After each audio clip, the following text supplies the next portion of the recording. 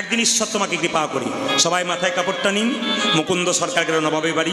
কোথায় গেল? মালদাতে। মালদাতে গিয়ে নবাব বলল, মুকুন্দ তুমি কি চাও?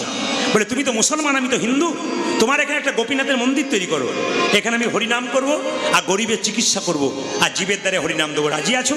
নবাব বলল, কোনো অসুবিধা নেই, আমি মুসলমান হতে পারি, তুমি হিন্দু হতে পারো। মুসলমান মানে কি? মুসলমানের সৎ, মান মানে ইমান, সৎ ইমানদার মুসলমান। তিনি কে? নবাব হোসেন শাহ।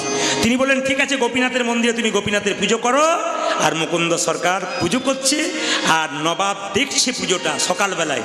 একটু লক্ষ্য করুন, তাকে হাওয়া করছে দুপাশে দুটো ছেলে, কিসের পাখা দিয়ে?